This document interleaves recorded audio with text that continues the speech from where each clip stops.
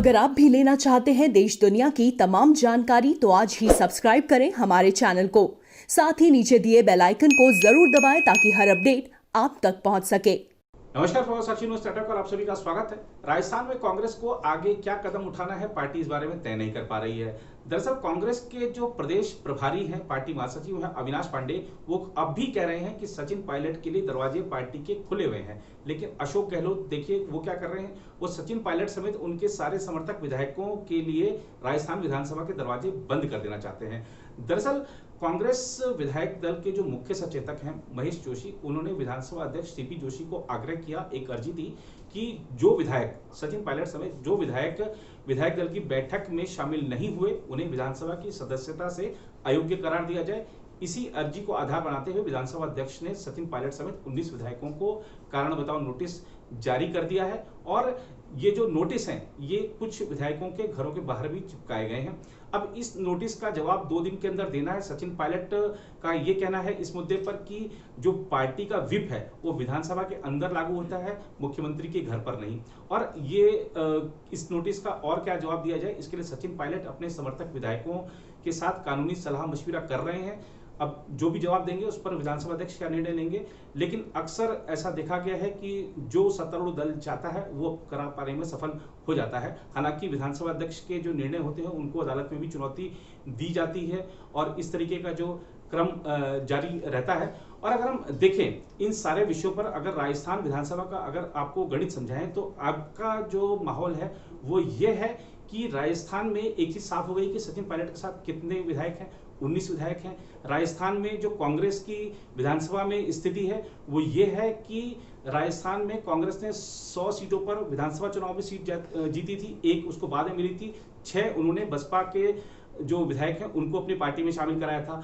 अब ये जो 6 बसपा के विधायक हैं इनकी सदस्यता पर अभी भी प्रश्न चिन्ह है, क्योंकि बसपा ने एक अर्जी लगा रखी है जिस पर अभी फैसला आना है।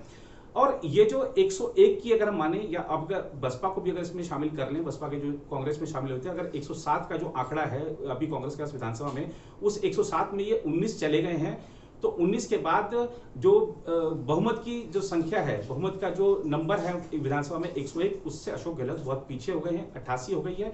और अब वो पूरी तरह निर्दलियों पर निर्भर हो गए हैं। निर्दलीय 13 है, अब वो 13 के 13 उनको समर्थन आगे भी जारी रखेंगे या नहीं जारी रखेंगे, इस पर बहुत कुछ तय होना बाकी है। अगर छोटी पार्टियों की बात करें जो समर्थन दे रही थी अभी तक अशोक गहलोत को, तो उसमें जो भारतीय ट्राइबल पार्टी है उसने अपना समर्थन वापस ले लिया है। इसके अलावा सीपीएम ने अपने उसका एक विधायक है, उसका वो जो विधायक है उसको पार्टी ने निलंबित कर दिया है। वो अशोक गहलोत के साथ रहेंगे या नहीं, ये भी देखने वाली बात होगी। इसके अलावा अगर हम देखें बीजेपी की बात करें तो बीजेपी के पास 72 अपने और 3 एक क्षेत्रीय पार्टी का विधायकों को समर्थन है बीजेपी को, तो 75 है उनके पास।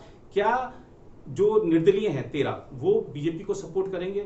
बीजेपी के लिए भी बहुत रहा आसान नहीं है, लेकिन जो कुछ चल रहा है, हमने आपको विधानसभा का गणित समझाया कि इस समय ये गणित है। और पार्टी अगर 19 विधायकों की जो सीट खाली करती है, अगर अयोग्य करार दे दिए जाते हैं कांग्रेस की तरफ से, तो उपचुनाव होंगे और उपचुनाव होंगे तो कौन इन सीटों पर जीत हासिल करेगा, बहुत एक रस्साकशी का दौर चलने वाला है। बहरहाल आपको आज का अपडेट दे देते हैं कि कांग्रेस में अभी तक क्या चल रहा है, सचिन पायलट क्या कर रहे हैं।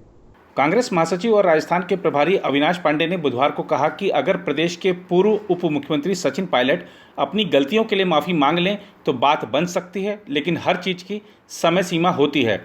दरअसल उप मुख्यमंत्री और राजस्थान प्रदेश कांग्रेस कमेटी के अध्यक्ष पद से हटाए जाने के बाद पायलट ने स्पष्ट किया है कि वह भाजपा में शामिल नहीं हो रहे हैं।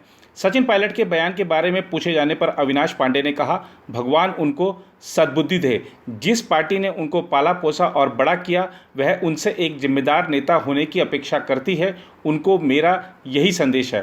हालांकि उन्होंने यह आरोप फिर दोहराया कि अशोक गहलोत सरकार को गिराने की साजिश में पायलट शामिल थे। यह पूछे जाने पर कि क्या अब भी पायलट के लिए कांग्रेस में कोई गुंजाइश है, तो उन्होंने कहा, गुंजाइश क्यों नहीं होती, 5 दिनों से गुंजाइश ही गुंजाइश थी। फिर यह सवाल करने पर कि क्या अब भी पायलट के लिए दरवाजे खुले हुए हैं, तो कांग्रेस महासचिव ने कहा, दरवाजे हमेशा खुले रहते हैं, खुले हैं। अगर पायलट सरकार गिराने की साजिश के लिए अपनी गलती स्वीकार कर लें और माफ़ी मांग लें तो बात बन सकती है। कि सवाल पर उन्होंने कहा, निश्चित रूप से बन सकती है, लेकिन हर चीज़ की समय सीमा होती है। जो उन्होंने गलतियां की हैं अगर उनके लिए माफ़ी मांग लेते हैं तो सब हो सकता है। इस बीच कांग्रेस सचिन पायलट के खिलाफ एक और कड़ा निर्णय करने जा रही है। राजस्थान विधानसभा के अध्यक्ष कांग्रेस विधायक दल की हाल में हुई बैठकों में भाग नहीं लेने वाले विधायकों को अयोग्य ठहराए जाने का नोटिस जारी करेंगे, जिनमें सचिन पायलट भी शामिल हैं।